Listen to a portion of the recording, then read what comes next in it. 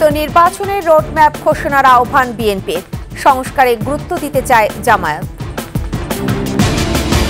সীমান্ত দিয়ে আর পালাতে পারবে না এমপি মন্ত্রীরা, করলেন স্বরাষ্ট্র উপদেষ্টা। সাবেক মুখ্য সচিব আবুল কালাম আজাদ গ্রেফতার। ডিবিতে থাকবে না আয়না ঘর, মামলার কার্যক্রম হবে স্বচ্ছ, মিট দ্য প্রেসে মহানগর গোয়েন্দা প্রধান।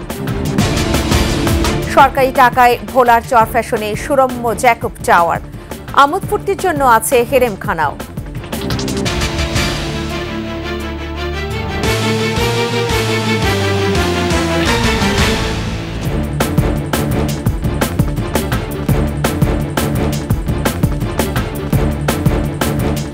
এতক্ষণ শুনছিলেন ফার্স্ট সিকিউরিটি ইসলামী ব্যাংক পিএলসি সংবাদ শিরোনাম। প্রত্যেককে আমন্ত্রণ জানাচ্ছি 21 সংবাদে, সাথে থাকছি ফেরদৌসী আহমেদ। দর্শক, 21 টেলিভিশনের সংবাদ একই সাথে সরাসরি দেখতে পাবেন আমাদের ফেসবুক পেজ www.facebook.com/2124 অনলাইনে। এছাড়া সাবস্ক্রাইব করতে পারেন www.youtube.com/21 চ্যানেলে। প্রধান উপদেষ্টাকে নির্বাচনের রোড ম্যাপ ঘোষণার আহ্বান জানিয়েছে বিএনপি। এর পাশাপাশি নির্বাচন কমিশন এবং প্রশাসন সংস্কার সহ বিভিন্ন মতামত তুলে ধরেছে দলটি। শনিবার রাষ্ট্রীয় অতিথি ভবন যমুনায় অন্তর্বর্তী সরকারের প্রধান উপদেষ্টা ডক্টর মোহাম্মদ ইউনূসের সঙ্গে সংলাপ শেষে সাংবাদিকদের এসব কথা জানান বিএনপি মহাসচিব মির্জা ফখরুল ইসলাম আলমগীর। আর নির্বাচনের চেয়ে সংস্কারকে গুরুত্ব দিয়েছে জামায়াত ইসলামী। প্রণব চক্রবর্তীর সহায়তায় বাকিটা জানাচ্ছেন আকবর হোসেন সুমন। দায়িত্ব গ্রহণের 2 মাস শেষে দ্বিতীয়বারের মতো রাজনৈতিক দলগুলোর সঙ্গে বৈঠকে বসেন অন্তর্বর্তী সরকারের প্রধান উপদেষ্টা ডক্টর মোহাম্মদ ইউনূস।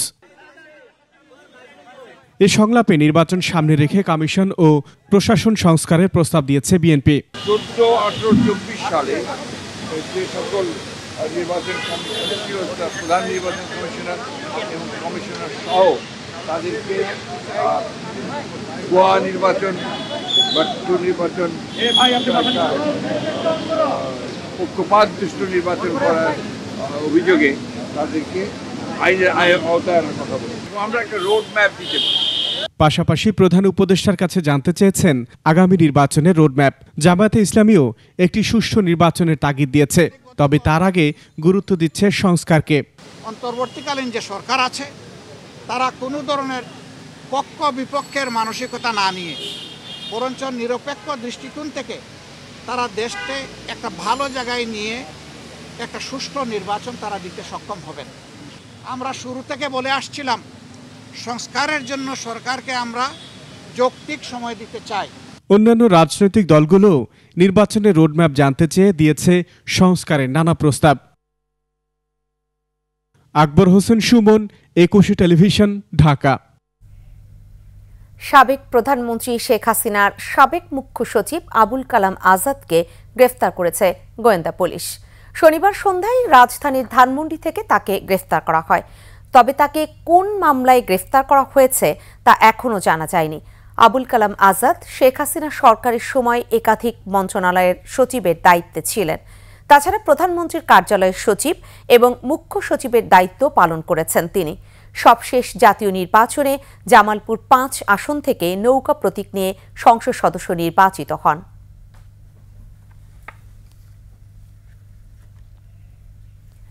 সাবেক এমপি ও মন্ত্রীরা সীমান্ত দিয়ে আর পালাতে পারবেন না। আইনশৃঙ্খলা রক্ষাকারী বাহিনীর পাশাপাশি জনগণই তা প্রতিরোধ করবে বলে জানিয়েছেন স্বরাষ্ট্র উপদেষ্টা জাহাঙ্গীর আলম চৌধুরী। তিনি আরও জানান, বৈষম্য বিরোধী ছাত্র জনতার আন্দোলনে যারা নিহত হয়েছেন তাদের শহীদের মর্যাদা দেয়া হবে এবং আহতদের সুচিকিৎসার ব্যবস্থা করবে সরকার। মানিক শিকদারের রিপোর্ট। এবিপিএন সদর দপ্তরে এবিপিএন স্কুল অ্যান্ড কলেজে বৈষম্য বিরোধী আন্দোলনে নিহত মীর মুগ্ধের স্মরণসভা, মিলাদ মাহফিল, মীর মুগ্ধ ভবন এবং এবিপিএন স্কুল অ্যান্ড কলেজের প্রবেশ তোরণ উদ্বোধন অনুষ্ঠানে যোগ দেন স্বরাষ্ট্র উপদেষ্টা। সাংবাদিকদের মুখোমুখি হয়ে স্বরাষ্ট্র উপদেষ্টা বলেন, সরকার পতনের প্রথম 3 দিনে আওয়ামী লীগ সরকারের অনেক মন্ত্রী, সংসদ সদস্য ও শীর্ষ নেতারা সীমান্ত দিয়ে পালিয়ে গেলেও এখন আর তা সম্ভব না। পালাইতে গেলে শুধু ওই আমার পুলিশ বা আমার বিজেপি তা না, জনগণই কিন্তু তাদের পিছনে আছে, জনগণই কিন্তু তাদের ধরে ফেলে। এখন পালানোটা খুব একটা সুবিধাজনক তাদের জন্য হচ্ছে না, কিন্তু হ্যাঁ ওই 5, 6, 7 তারিখে অনেকেই পালিয়ে গেছে। সীমান্তের নিরাপত্তা ব্যবস্থা জোরদার করা হয়েছে উল্লেখ করে আওয়ামী লীগের পলাতক মন্ত্রী এমপিদের ধরিয়ে দিতে অনুসন্ধানী সাংবাদিকতার আহ্বান জানান তিনি। জানলে কেউ ছাড়া পাবে না। আপনারা ইনভেস্টিগেশন জার্নালিজম করেন, আপনারা কাইন্ডলি আমাদের দিয়ে একটা ইনফরমেশন দেন। আপনার যদি এই জন্য যদি আপনাদের কিছু খরচ হয় আমরা ওটা বিয়ার করব। গণ অভ্যুত্থানে নিহতরা পাবেন শহীদের মর্যাদা আর আহতদের দেয়া হবে সুচিকিৎসা। সেই সাথে জুলাই গণহত্যায় জড়িত কাউকেই ছাড় দেওয়া হবে না বলেও হুঁশিয়ারি দেন স্বরাষ্ট্র উপদেষ্টা। তারা আমার এই বাহিনীর সদস্য না, তারা ক্রিমিনাল। মানিক শিকদার, 21 টেলিভিশন, ঢাকা।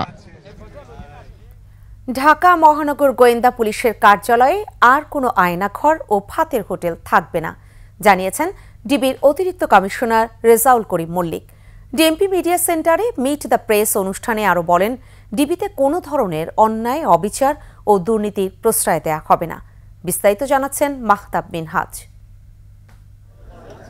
ডিবির অতিরিক্ত কমিশনার হিসেবে দায়িত্ব নেয়ার পর রেজাউল করিম মল্লিক শনিবার ঢাকা মহানগর পুলিশের মিডিয়া সেন্টারে মিট দ্য প্রেস অনুষ্ঠানে প্রথমবারের মতো সাংবাদিকদের সঙ্গে কথা বলেন। আমি ঢাকা মেট্রোপলিটন পুলিশের ডিবির প্রধান হিসাবে আয়নাঘর, ভাতের হোটেল সহ নানা প্রসঙ্গে কথা বলেন তিনি। স্পষ্টভাবে বলতে চাই, ঢাকা মহানগর গোয়েন্দা অফিসে আর কোনো আয়নাঘর থাকবে না। ডিবির কলঙ্কিত অধ্যায় শেষ করে সেটিকে পবিত্র করা হবে, যেখানে মানুষ ন্যায় বিচার পাবে। এখানে কোনো নায়ক নায়িকা বা সেলিব্রিটিদের সময় কাটানোর জায়গা হবে না, থাকবে না কোনো ভাতের হোটেল। ডিবি জবাবদিহির ঊর্ধ্বে নয় বলেও জানান তিনি।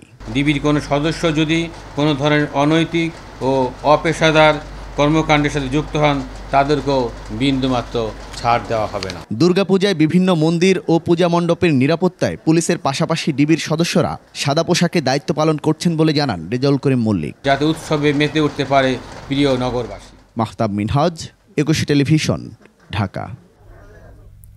লুটপাট, কমিশন বাণিজ্য, ঘুষ আর দুর্নীতি অনিয়ম করে গড়েছেন অঢেল সম্পদের পাহাড়। দেশ বিদেশে বানিয়েছেন বাড়ি, আমোদ ফুর্তির জন্য তৈরি করেছিলেন হেরেমখানা। বলছিলাম ভোলা 4 আসনের টানা 3 বারের সংসদ সদস্য আব্দুল্লাহ আল ইসলাম জ্যাকবের কথা। টানা 15 বছরে ক্ষমতার দাপটে চরফ্যাশন ও মনপুরে গড়ে তোলেন ত্রাসের রাজত্ব। ভোলা প্রতিনিধি মেজবা উদ্দিন শিপুকে নিয়ে বিস্তারিত জানাচ্ছেন দীপু শিকদার।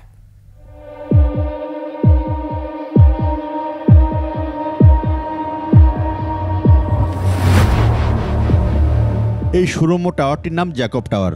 সরকারি অর্থে ভোলা চরফ্যাশনে 20 কোটি টাকা ব্যয়ে তৈরি হলেও সাবেক এমপি আব্দুল্লাহ আল ইসলাম জ্যাকব নামকরণ করেছিলেন নিজের নামে, আর তা উদ্বোধন করিয়েছিলেন তখনকার রাষ্ট্রপতি আব্দুল হামিদকে দিয়ে। ভোলার রাজনীতিতে এক আলোচিত চরিত্র এই আব্দুল্লাহ আল ইসলাম জ্যাকব। ভোলার চরফ্যাশন আর মনপুরায় আওয়ামী লীগের টিকিটে 3 বার এমপি ছিলেন এই জ্যাকব, আর এতেই 15 বছরে ফুলে ফেপে ওঠেন তিনি। তার দাপটের কাছে অসহায় ছিলেন এই সংসদীয় আসনের সাধারণ মানুষ। স্থানীয় লোকজনদের জোর করে উচ্ছেদ করে সেই জমিতে বানিয়েছিলেন খামার বাড়ি, যদিও 5 আগস্টের পর তা বন্ধ করে দেয় স্থানীয়রা। রিসুটের নামে মানুষের কাছে শত শত জমিন দখল করেছেন। 77 একর জমিন আমার দাদার কালের সম্পত্তি, এটা জ্যাকব নিয়ে গেছে। নেওয়ার পর বোঝেন এটা সে খামার বাড়ি করছে। খামার বাড়িতে অনেক খারাপ কাজ চলতো, এখানে কোনো সাধারণ লোক ঢুকতে পারে না। আমাদের বাড়ি জমি সে জোর পূর্বে নিয়ে সে খামার বাড়ি করছে। খামার বাড়িতে আমরা এখান থেকে আউট হয়ে গেছি, এখন আমাদের এই জমি চাই আমরা। সাবেক এই এমপির বিরুদ্ধে রয়েছে অনিয়ম আর কমিশন বাণিজ্যের অভিযোগ। ঠিকাদারি কাজ করতে হলে তার লোকজনকে 20% কমিশন দিয়ে গ্রিন কার্ড নিতে হতো। স্থানীয় শিক্ষা প্রতিষ্ঠানের উপরও চলত তার খবরদারি। শিক্ষক কর্মচারী নিয়োগের নামেও ঘুষ বাণিজ্যের অভিযোগ রয়েছে। নিয়োগ বাণিজ্য করে অযোগ্য লোকদেরকে টাকার বিনিময়ে চাকরি দিয়ে যোগ্যদেরকে বঞ্চিত করছেন। শিক্ষা প্রতিষ্ঠান নামে দুর্নীতি করেছেন এবং শিশু পার্কের নামেও দুর্নীতি করেছেন বলে আমরা সবই জানতাম। এছাড়া নামে বেনামে তিনি গত 15 বছরে গড়ে তুলেছেন সম্পদের পাহাড়। চরফ্যাশন মনপুরায় তার রয়েছে 44টি ইটভাটা। চরফ্যাশনে এতটা পরিমাণে লুটপাট করেছে যে তিনি ব্রিক ফিল তৈরি করতে গিয়ে তিনি বন উজাড় করেছেন। দেশের বিভিন্ন জায়গায়ও রয়েছে তার কোটি কোটি টাকার সম্পদ। দেশের বাইরেও কিনেছেন বিলাসবহুল বাড়ি। উন্নয়নের নামে জ্যাকব সাহেব হাজার হাজার কোটি টাকা আত্মসাৎ করেছে। এটার জন্য আমরা চরপেশনবাসী বিচার চাই। তার দুর্নীতির ফেরিস্তি শেষ হবে না। এই যে বেড়িবাঁধ এবং এই যে ব্লকের নামে শত শত কোটি টাকা একনেক থেকে এনে তিনি আত্মসাৎ করেছেন। এমনকি খোদ নিজ দলে পদ দেবার নামেও বাণিজ্যের অভিযোগ রয়েছে জ্যাকবের বিরুদ্ধে। দীপু শিকদার, একুশে টেলিভিশন, ঢাকা। বিরতি নিচ্ছে, যখন ফিরছে তখন অন্যান্য সংবাদের সঙ্গে আরও যা থাকছে। চট্টগ্রামে ফের রাষ্ট্রীয় মালিকানাধীন তেলবাহী জাহাজে আগুন, নিহত এক, নাশকতার সন্দেহ কর্তৃপক্ষের। টানা বৃষ্টি ও পাহাড়ি ঢলে শেরপুরে বন্যা পরিস্থিতির অবনতি, রাজধানীতে জলাবদ্ধতায় দুর্ভোগ।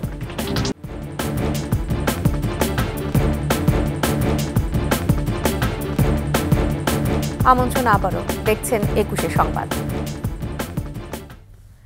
চট্টগ্রামে আবারও রাষ্ট্রীয় মালিকানাধীন তেলবাহী জাহাজে আগুন লেগেছে, মারা গেছেন একজন। মাত্র 5 দিনের ব্যবধানে পরপর 2টি জাহাজে আগুনকে নাশকতা বলছে বাংলাদেশ শিপিং কর্পোরেশন বিএসসি। এ ঘটনায় কর্পোরেশনের পরিচালক ইঞ্জিনিয়ার ইউসুফের নেতৃত্বে 8 সদস্যের তদন্ত কমিটি গঠন করা হয়েছে। বিপ্লব মজুমদারের ক্যামেরায় চট্টগ্রাম থেকে রিপোর্ট করছেন হাসান ফেরদৌস। সংযুক্ত আরব আমিরাত থেকে 30,000 টন অপরিশোধিত জ্বালানি তেল নিয়ে এমটি ওমেরাল লেগেসি নামের মাদার ভেসেলটি নোঙ্গর করা ছিল চট্টগ্রাম বন্দরের বহির্নোঙ্গরের কুতুবদিয়ায়। এই মাদার ভেসেল থেকে 11,055 মেট্রিক টন তেল নিয়ে জেটিতে যাওয়ার পথে বন্দর থেকে 12 নটিক্যাল মাইল দূরে এমটি বাংলা সৌরভে অগ্নিকাণ্ডের ঘটনা ঘটে। ওখানে দাহ্য পদার্থ অনেক বেশি ছিল, বাতাস বেশি ছিল, সেই কারণে হয়তো আগুনটা আবার হয়তো এরাপ্ট করেছে। বাট আমরা 2-2.5টার মধ্যে ইনফ্যাক্ট আগুনটা আমরা নিভে ফেলতে পেরেছিলাম। জাহাজের ভিতরের দিকটাতে ফক্সল যেটা সামনের দিকের যে হ্যাজ থাকে ডোরের মতো, তার ভিতরে আগুনটা নিভাতে সময় লেগেছে। বাট জাহাজের উপরে যেখানে ফিউয়েল ছিল, ফিউয়েলের ট্যাঙ্কের উপরের আগুন কিন্তু প্রথম 40 মিনিটের ভিতরেই কন্ট্রোলে চলে এসেছে। আগুনের ভয়াবহতায় জাহাজে থাকা ক্রু, ওয়াচম্যান, জেনারেল স্টাফ সহ 48 জন প্রাণ বাঁচাতে সাগরে ঝাঁপতেন। এতে সাদেক মিয়া নামে এক কর্মচারী মারা গেলেও বাকিদের জীবিত উদ্ধার করা হয়েছে। কোস্টগার্ড ও নৌবাহিনীর স্পিডবোট প্লাস যে সমস্ত জেলের নৌকা আশেপাশে ছিল তারা তাদেরকে উদ্ধার করেন এবং সবাইকে উদ্ধার করা সম্ভব হয়। আনফর্চুনেটলি তাদের মধ্যে একজন ট্রমার কারণে তিনি মৃত্যুবরণ করেন। এদিকে পরপর 2টি ওয়েল ট্যাঙ্কারে অগ্নিকাণ্ডের ঘটনাকে নাশকতা বলে মনে করছে বিএসসি। জাহাজটিতে একই সময়ে 4টি পয়েন্টে অগ্নিকাণ্ডের ঘটনা ঘটে। এই সময় একটি স্পিডবোটও চলাচল করতে দেখা যায়। জাতীয় নিরাপত্তাকে বিঘ্নিত করার লক্ষ্যে এই ধরনের কর্মকাণ্ড হতে পারে, তবে আমি অ্যাসার্টিভলি কোনো জিনিস এই মুহূর্তে বলতে চাই না। আমরা 8 সদস্যের বিশেষ করে মেরিন এক্সপার্ট দিয়ে এবার একটা কমিটি ফর্ম করেছি। এর আগে 30 সেপ্টেম্বর বিএসসি তেলবাহী জাহাজ এমপি বাংলার জ্যোতিতে বিস্ফোরণ ও অগ্নিকাণ্ডের ঘটনায় মারা যান ক্যাডেট সহ 3 জন। প্রায় 30 বছরের পুরনো জ্বালানি তেলবাহী জাহাজ দুটি মেয়াদ উত্তীর্ণ হওয়ায় চলতি সপ্তাহে অপারেশনাল কার্যক্রম থেকে বাদ দেওয়ার কথা ছিল। হাসান ফেরদৌস, একুশে টেলিভিশন, চট্টগ্রাম। টানা বৃষ্টি ও পাহাড়ি ঢলে শেরপুর জেলার সার্বিক বন্যা পরিস্থিতির অবনতি হয়েছে। প্লাবিত হয়েছে ঝিনাইগাতি, নালিতাবাড়ির নতুন এলাকা। পানিতে ডুবে এ পর্যন্ত মারা গেছেন 3 জন। তলিয়ে গেছে রোপা আমন ও সবজি ক্ষেত। এছাড়া ময়মনসিংহের হালুয়াঘাট এবং ধোবাউড়ায়ও বেশ কয়েকটি গ্রাম প্লাবিত হয়েছে। পাহাড়ি ঢলে নেত্রকোনায়ও বাড়ছে নদ নদীর পানি। প্রতিনিধিদের তথ্য ও ছবিতে ডেস্ক রিপোর্ট। উজানে পানি কিছুটা কমলেও শেরপুরের ভাটি এলাকায় অন্তত 50টি গ্রাম নতুন করে প্লাবিত হয়েছে। এছাড়া ঝিনাইগাতি ও নালিতাবাড়িতে প্লাবিত হয়েছে অন্তত শতাধিক গ্রাম। পানিবন্দী কমপক্ষে 50,000 মানুষ। বন্যার পানিতে ডুবে এ পর্যন্ত মারা গেছে 3 জন। মৃত্যুর সংখ্যা আরও বাড়তে পারে বলে জানিয়েছে স্থানীয়রা। বন্যা দুর্গত এলাকায় দেখা দিয়েছে শুকনো খাবার ও বিশুদ্ধ পানির সংকট। রাস্তাঘাট, ব্রিজ, কালভার্ট পানির নিচে তলিয়ে যাওয়ায় চলাচলেও বেড়েছে দুর্ভোগ। জেলা কৃষি বিভাগ জানিয়েছে এ পর্যন্ত 7,700 হেক্টর জমির আমন ধান পুরোপুরি এবং 9,700 হেক্টর জমির আমনের আবাদ আংশিক তলিয়ে গেছে। 600 হেক্টর জমির শীতকালীন সবজিও পানির নিচে। ভেসে গেছে শতাধিক মাছের ঘের। এখন যে বন্যার পরিস্থিতি, মানুষের ঘরে বাড়ি প্রতিটি ঘরে পানি ঢুকে পড়েছে। আর খাবার দাবার কোনো ব্যবস্থা নেই। ঘরের ভিতরে পানি চলে আসছে এবং আমরা একটু রান্না বান্নার ব্যবস্থা করতে পারিনি। ময়মনসিংহের হালুয়াঘাট ও ধোবাউড়ায় ভারী বর্ষণ ও পাহাড়ি ঢলে নিম্নাঞ্চল সহ বেশ কয়েকটি গ্রাম প্লাবিত হয়েছে। তলিয়ে গেছে বাড়িঘর, রাস্তাঘাট, মাছের খামার ও আমনের ক্ষেত। টানা বৃষ্টি ও পাহাড়ি ঢলে নেত্রকোনায় বাড়ছে নদ নদীর পানি। ধনু, সোমেশ্বরী, কংস ও উবদাখালী নদীর পানি বিপদসীমা ছুঁই ছুঁই করছে। এছাড়া তলিয়ে গেছে কয়েকটি উপজেলার নিম্নাঞ্চলের আমন ক্ষেত। Masuma Lisa, desk report, 21 television. শেষ করছি 21 সংবাদ। যাবার আগে ফার্স্ট সিকিউরিটি ইসলামী ব্যাংক পিএলসি সংবাদ শিরোনামগুলো আরও একবার।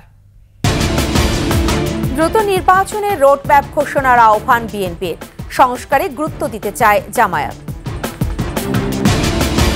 সীমান্ত দিয়ে এমপি মন্ত্রীরা আর পালাতে পারবে না বললেন স্বরাষ্ট্র উপদেষ্টা।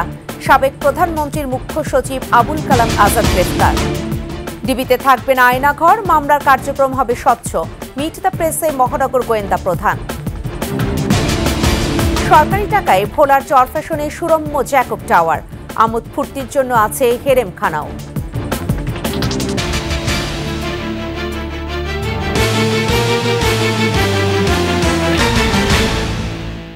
সর্বশেষ সংবাদ জানতে ডায়াল করুন 2021 নাম্বারে, আর ভিজিট করুন 21-tv.com এই ওয়েবসাইটে। ফেসবুকে ভিজিট করতে পারেন www.facebook.com/2124 অনলাইনে। এছাড়া সাবস্ক্রাইব করতে পারেন www.youtube.com/21 চ্যানেলে। এতক্ষণ সাথে থাকার জন্য ধন্যবাদ। পরবর্তী সংবাদ রাত 11টায় দেখার আমন্ত্রণ রইল। 21-এর সাথেই থাকুন।